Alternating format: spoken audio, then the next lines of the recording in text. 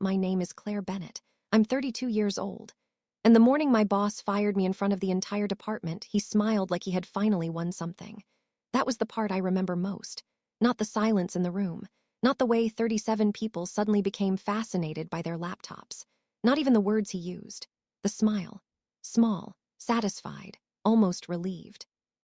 Like he had been waiting months to humiliate me and had finally found a room large enough to enjoy it properly. It happened at 9:12 a.m. on a Thursday, during our weekly operations meeting at Northbridge Solutions. The conference room was packed because Mark Ellison, my manager, had insisted everyone attend in person. That should have warned me. Mark hated in-person meetings unless he had an audience. He stood at the front of the room beside the big screen, wearing his navy suit, polished shoes, and the expression of a man who confused authority with competence.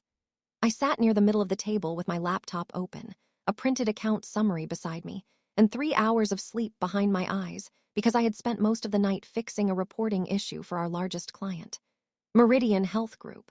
That account was the reason Northbridge had not missed its quarterly target. It was also the account I had built from nothing, not helped with, not supported, built. I had designed the client dashboard during the pilot stage. I had created the reporting templates. I had trained the internal support team. I had mapped the escalation process. I had negotiated delivery timelines with the client's operations director when our sales team promised things we could not yet deliver. I had written the renewal playbook. I had answered late-night calls when the automation failed. I had saved that account so many times that people had stopped noticing it was in danger. That is the strange punishment of being reliable. If you keep preventing disasters, eventually people start believing disasters never existed. Mark knew all of this. That was why he hated me. Not openly at first. At first, he called me detail-oriented in the tone people use when they mean difficult. Then he started saying I was too close to the account. Then he began joining client calls late, repeating my updates as if they were his, and asking me to let leadership lead. Leadership, in Mark's case, meant walking into a room after the work was done and standing closest to the applause. That Thursday morning, the meeting began normally. Updates, revenue projections, support backlog, client satisfaction. Mark clicked through slides I had prepared the night before and spoke as if every number had arrived in his head by divine inspiration. Then he got to Meridian. The room shifted. Everyone knew Meridian mattered. Everyone also knew Meridian trusted me more than Mark. Mark cleared his throat. As part of our internal restructuring, he said, we're making some changes to account ownership. I looked up. He did not look at me. Northbridge cannot afford to have major client relationships tied too closely to one individual. A few people glanced my way. My stomach tightened. Mark continued. We need scalable processes, team-based delivery, proper management oversight, not personal dependency. Personal dependency. That was what he called 8 months of me keeping his promises alive. Then he smiled. Which brings me to Claire. The room went very still. I closed my laptop halfway. Mark looked directly at me now. Claire, I think we both know this has been coming. I said nothing because I did not know, not officially, not from HR, not from leadership, not from anyone who should have known how employment decisions worked. He kept going. You've done some good work here. Nobody is denying that. But your communication style has become obstructive, and your attitude toward management has created unnecessary friction.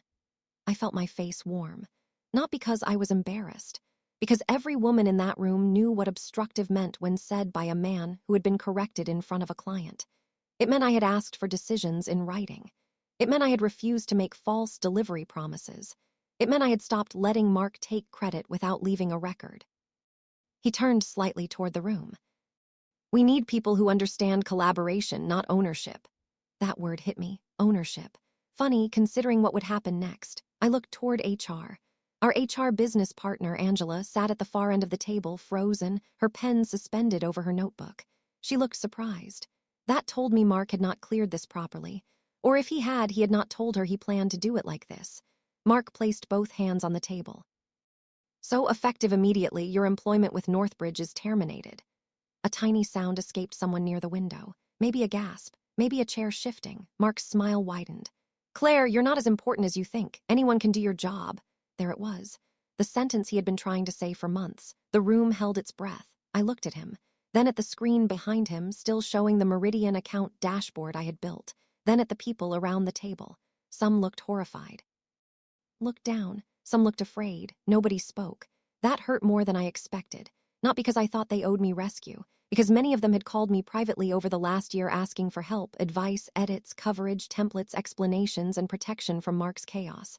But in that moment, silence was safer. I understood. I even forgave some of them, but I remembered. Mark folded his arms. Security will collect your laptop and badge. I nodded once. Just once. Then I stood. No speech. No tears. No dramatic accusation. I closed my laptop, unplugged my charger, placed the company access card on the table, and looked at Angela from HR. I assume you'll send formal documentation. Angela swallowed. Yes, we'll send it. Mark seemed irritated that I was not begging. Claire, you can leave the client materials. I looked at him. The company files are on the company drive. Good. I picked up my bag. Then he added, and Claire. I paused. He smiled again. Try not to take this personally. It's business. I looked at him for a long moment, then said, you should have made sure you understood the business first. His smile faded. I walked out. By noon the next day, Northbridge had lost access to the Meridian dashboard, the reporting environment, the renewal workflow, the automation credentials, and the client approval queue. By 2:30 p.m., Meridian paused all active deliverables. By 4:00 p.m., Mark had called me 8 times. By 5:15 p.m., the chief operating officer left a voicemail that began with, Claire, we may have a serious problem. Before I tell you how that happened, please like this video, subscribe, and comment your thoughts on the story. It really helps support the channel. Because what Mark did not understand when he fired me was simple. I did not destroy anything. I did not hack anything. I did not sabotage a single file. I simply stopped being the unpaid bridge between his incompetence and the client's patience. And the moment I stopped standing there, everyone finally saw the gap. Northbridge Solutions was not a huge company, but it was big enough to believe it was bigger than it was. About 200 employees, 3 floors of glass offices, a sales team that spoke in buzzwords, a leadership team that loved phrases like operational maturity and client-centric transformation. We sold workflow management and reporting solutions to mid-sized organizations that needed cleaner service delivery, compliance tracking, and performance visibility. Or at least, that was the official description. In reality, we sold confidence. That is what most service companies sell before the actual work begins. Confidence that the client's mess can be understood. Confidence that deadlines will not be missed. Confidence that if something breaks, someone competent will answer the phone. For Meridian Health Group, that someone was me. I joined Northbridge when I was 28 as an operations analyst. It was not a glamorous role. Mostly data cleaning, process mapping, client reporting, internal documentation, escalation review, and enough spreadsheet work to make most people question their life choices. I loved it. Not the stress, not the politics, the structure. I liked taking messy systems and making them understandable. I liked finding why things failed before people started blaming each other. I liked building workflows that turned panic into sequence. That made me useful. Too useful, eventually. Meridian came in during my second year. At first, it was not the biggest account. It was actually a troubled pilot. A regional healthcare group with multiple clinics, inconsistent reporting, missed service records, delayed issue resolution, and a leadership team tired of vendors promising miracles and delivering dashboards nobody trusted. Sales landed the pilot by overselling. Of course they did. They promised integration timelines our technical team had not approved, real-time reporting we did not fully support, and custom escalation rules no one had scoped. Mark was newly promoted then. He wanted a flagship win, so he said yes to everything. The pilot almost collapsed in the first month. The first dashboard pulled incomplete data. The ticket categories did not match Meridian's internal language. Clinic managers ignored our reporting emails because the format made no sense to them. The weekly client calls were tense. Meridian's operations director, Priya Raman, was polite but direct in a way that frightened weak managers. On one call, she said, I don't need another slide showing green status if my clinic managers are still calling me directly about unresolved issues. Mark laughed awkwardly and said, Absolutely, Priya, we're aligned. We were not aligned. We were lost. After that call, Mark asked me to take a pass at the reporting. A pass. That was how men like Mark described deep work when they did not understand its depth. I spent an entire weekend rebuilding the report structure. I renamed categories in language Meridian used. I created separate views for clinic managers, regional leads, and executive sponsors. I added exception flags for unresolved items. I built a weekly summary that showed what mattered instead of what looked good. Then I drafted a new escalation workflow, mapped responsibility across teams, and created a manual approval tracker because our internal system could not yet handle Meridian's complexity. There was one problem. Our company had not yet approved the budget for a dedicated client environment. Mark had delayed the request because he wanted the pilot to look inexpensive until renewal. So I used a verified external workspace account we had been using for pilots and prototypes. It was not secret, it was not unauthorized, it was documented in the pilot notes. It was created under my professional email and tied to my verified credentials because Mark said, and I quote, "Just get something working first, we'll formalize it later." Later never came. That was another thing about Mark. He loved temporary solutions when they made him look fast. He hated the people who remembered they were temporary. The new dashboard worked. Not perfectly, but enough. Meridian noticed. Priya noticed first. On the next call, she said, "This is the first report that actually reflects our operating reality. Who built this version?" Mark opened his mouth. I answered before he could. "I did based on your feedback from last week." There was a pause. Then Priya said, "Thank you, Claire, this is usable." That was the beginning of Mark's problem with me, not because I had done good work, because the client knew it. From then on, Priya often addressed me directly.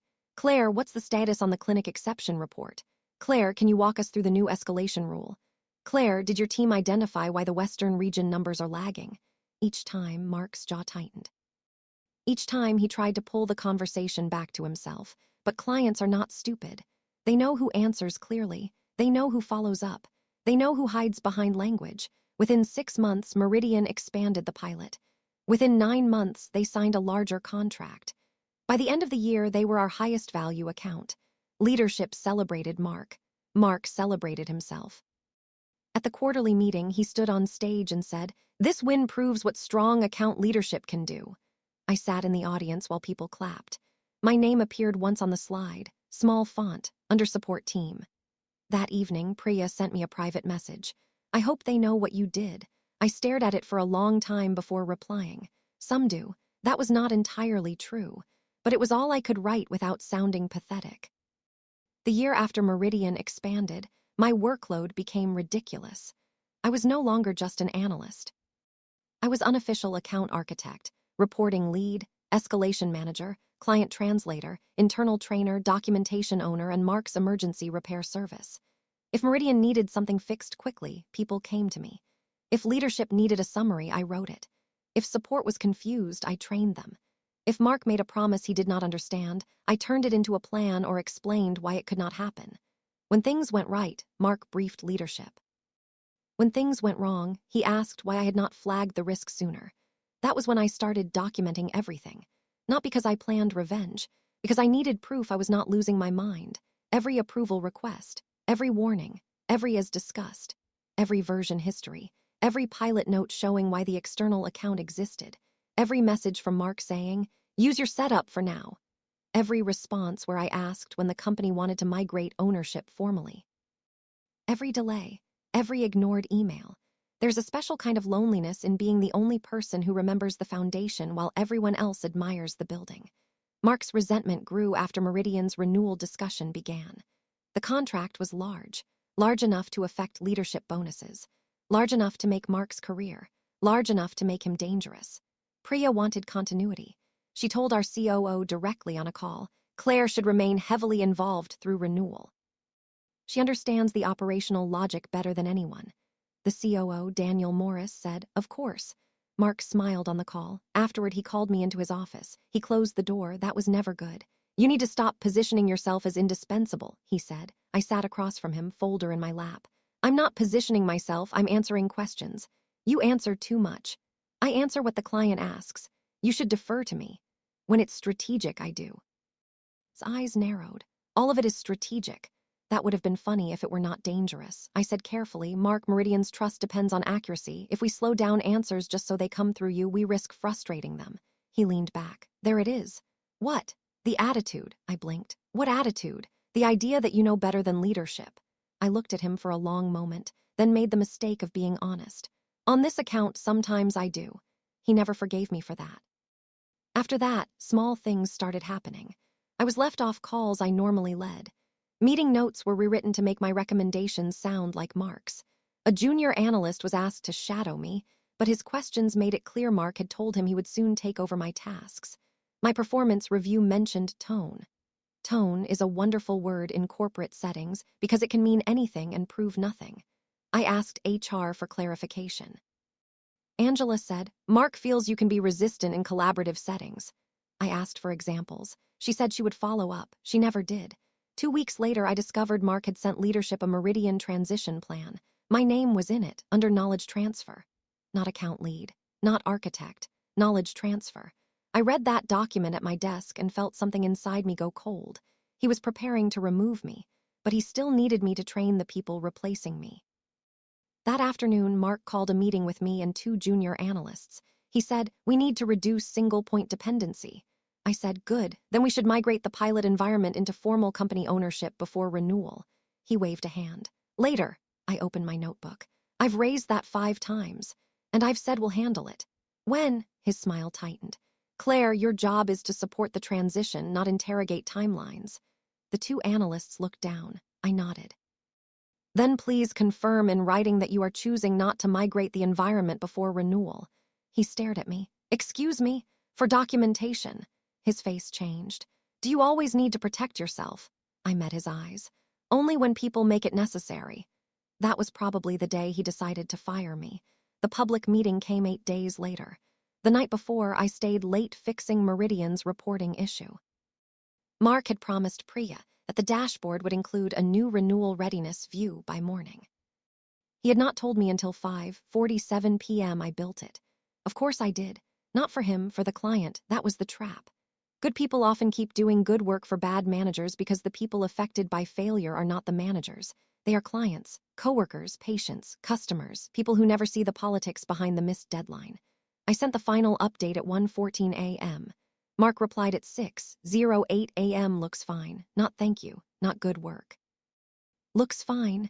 3 hours later, he fired me in front of everyone. After I left the office, I did not go home immediately. I drove to a quiet parking lot behind a grocery store and sat there with both hands on the steering wheel. That was when I started shaking. Not in the room, not in front of him. After, when there was no audience left to survive. I had been publicly humiliated by the man who had built his career on my work, and still, some terrible trained part of me wanted to check whether the Meridian dashboard had refreshed properly. That made me angry. At Mark, yes, but also at myself, for caring so much about a company that had let a man fire me like a prop in his performance. My phone buzzed, a message from Priya. Claire, I heard something strange. Are you still with Northbridge? I looked at it for a long time. Then replied, no, my employment ended this morning. She answered almost immediately. Were you removed from the Meridian account? Yes. Did Northbridge discuss transition with you? No, typing dots appeared, disappeared. Appeared again. Then, please do not discuss anything you're not comfortable discussing. But I need to understand whether our reporting environment and renewal workflow are secure. I was careful, very careful. I wrote, the company has access to company files stored on its internal drive. Some pilot stage tools and workflows may require formal migration, which I previously recommended. Northbridge should be able to clarify their transition plan. Priya replied, understood. That was all. But I knew Priya. Understood did not mean calm. Understood meant she was about to ask questions that would make people sweat. At 3:00 p.m., HR sent my termination paperwork. It was messy. The stated reason was role restructuring and performance alignment. No severance beyond the minimum. Immediate termination. Access revoked. I forwarded everything to my personal attorney, a friend from university named Rachel Kim who specialized in employment contracts. She called me that evening. Claire, she said, this is sloppy. I know. Did they give prior warnings? No formal ones. Documentation, vague review language, no specifics. And this Meridian account, I sighed. Complicated. That is my least favorite word from clients. I explained the pilot account, the workspace, the dashboard, the automation keys, the approval queue. The fact that several tools were built under my verified account during the pilot because Mark had refused to set up formal company ownership. Rachel was silent for a moment. Did the company know? Yes, I have emails. Did you refuse access? No. Did you delete anything? No. Did you change passwords after termination? No. Good, do not touch anything, do not log in, do not communicate casually. If they need migration, it goes through counsel or a formal consulting agreement. I don't want to go back. I'm not telling you to go back. I'm telling you not to accidentally give them free labor while they threaten you. That sentence stayed with me, because that was exactly what they would try to do. The next morning, Northbridge discovered the problem. At 8:26 a.m., one of the junior analysts messaged me on LinkedIn. Hey Claire, sorry to bother you. Do you know how to access the Meridian exception dashboard? Mark said you transferred it, but nobody can get into the admin panel. I did not answer. At 8:41, another message from Angela in HR. Claire, hope you're doing okay. Could you please confirm whether you have any Meridian-related passwords or access details that need to be turned over? Hope you're doing okay. The corporate equivalent of stepping over someone and asking if the floor is comfortable. I forwarded it to Rachel. She replied, do not answer yet. At 9:12, Mark called. I watched his name flash across my phone. It rang until voicemail. Then again, then again.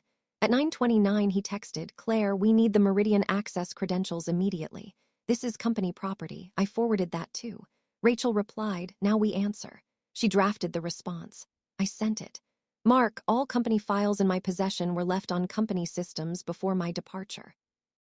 Any pilot stage third-party environments associated with my verified identity were previously raised for formal migration on multiple dates.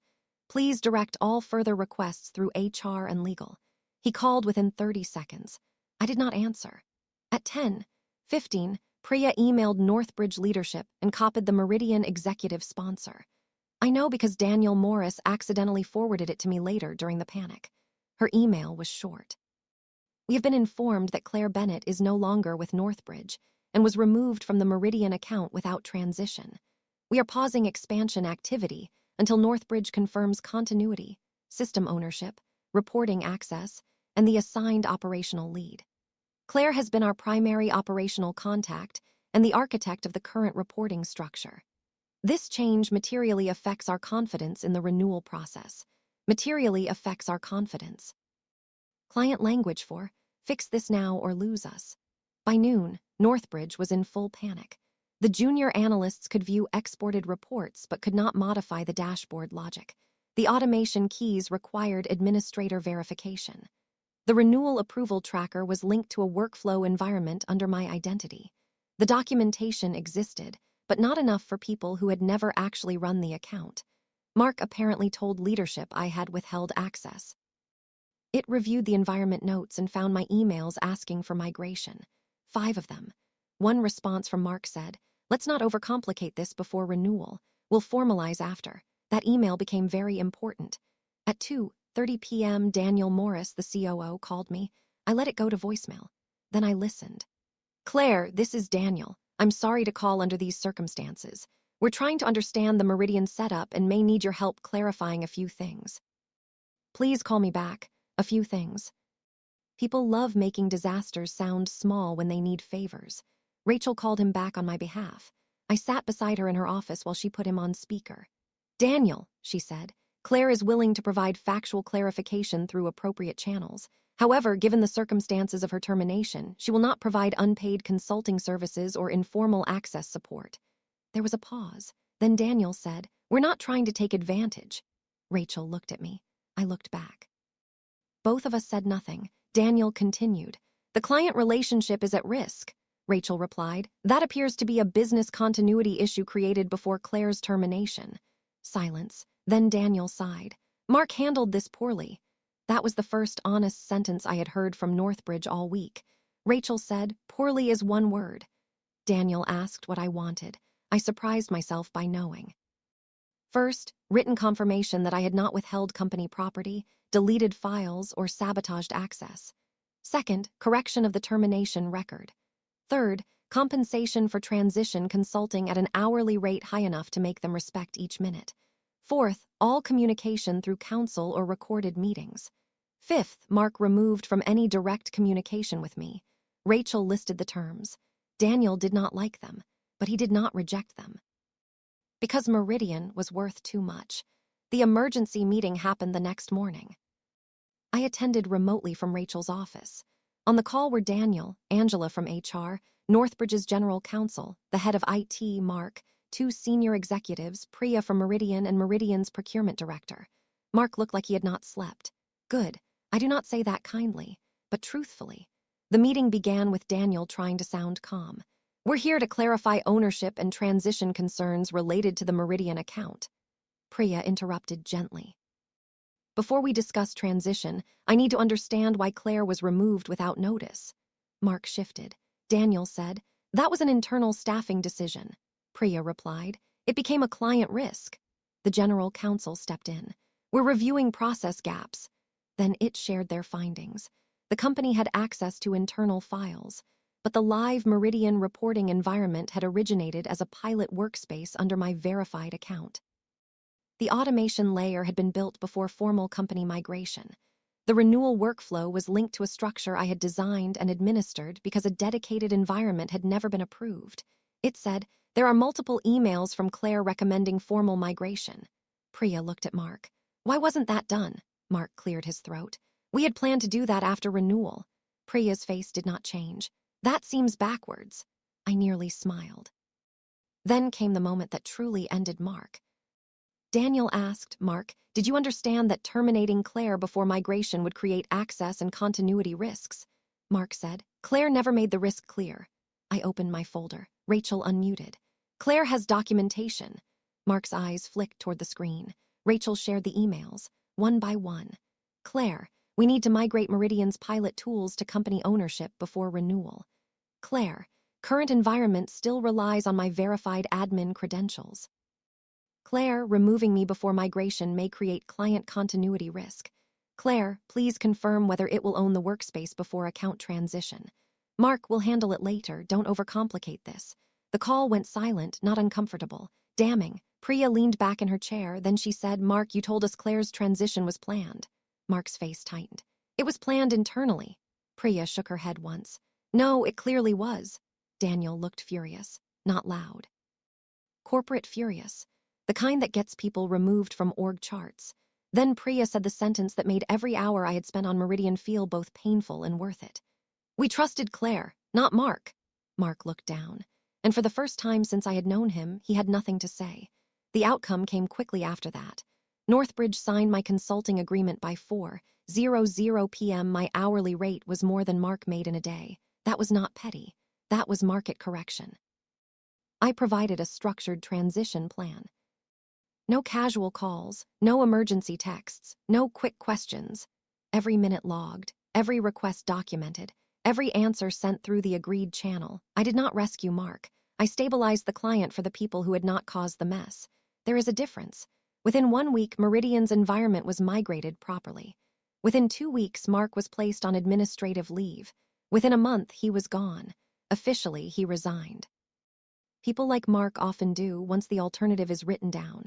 Angela from HR called me afterward, not to apologize officially. Companies are allergic to apologies when lawyers are nearby, but she said, Claire, I should have stopped that meeting. I appreciated the honesty. Yes, I said. She was quiet. Then, I'm sorry. I accepted it. Not because it fixed anything, because some apologies are not bridges. They are markers. Evidence that someone finally saw the line after you were pushed over it. Meridian renewed with Northbridge, but with conditions. The operational lead had to be approved by them. Migration governance had to be audited. Client escalation rights were rewritten. And for 6 months, I remained an independent consultant overseeing transition quality. Not employee. Consultant. That distinction mattered to me. Northbridge offered me my job back twice. The first offer came from Daniel. We'd like to bring you back in a senior capacity, he said. I asked, would I report to anyone who sat silently in that room? He did not answer quickly enough, so I said no. The second offer included a better title and more money. I still said no, not because I was above returning, because I had already learned the price of being useful in a place that only respected me after consequences became expensive. Instead, I started my own operations consulting practice, small at first, one client, then two. Meridian became my third. Priya called me personally. "We can't move all work away from Northbridge immediately," she said, "but we want you advising us directly on reporting governance." I smiled for the first time in days. I'd be happy to.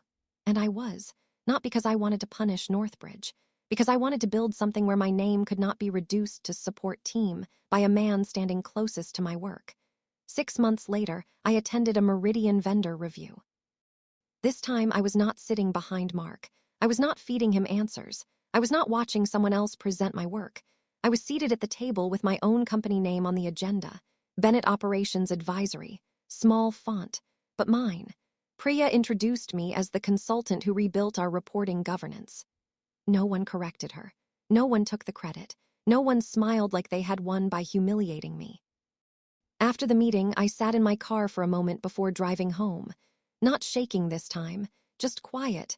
I thought about the day Mark fired me, the room. The silence, the badge on the table. His voice saying, "Anyone can do your job." Maybe that was the funniest part in the end. Because yes, eventually someone else could do the tasks, with training, with documentation, with proper ownership, with time. But what Mark never understood was that doing a job is not the same as carrying the trust behind it. Anyone could click through a dashboard. Not anyone could rebuild credibility after months of broken promises. Anyone could read a report. Not anyone could explain it to a client who had stopped believing vendors. Anyone could inherit a process. Not anyone could create it from chaos while a manager took credit and called it leadership. Mark fired me in front of everyone because he thought removing me would prove I was replaceable. Instead, it proved how much he had been standing on. And when the company lost access to the account I built, I did not celebrate the panic. Not exactly. I celebrated the truth. The truth that invisible labor is still labor. The truth that documentation is power. The truth that being calm is not the same as being weak. The truth that if a company depends on you, it should respect you before losing you becomes expensive. My name is Claire Bennett. I was not as important as Mark thought. I was more important than he understood. And when he fired me in front of everyone, I did not beg to stay. I walked out with my dignity, my records, and the one thing he never bothered to build for himself: the client's trust.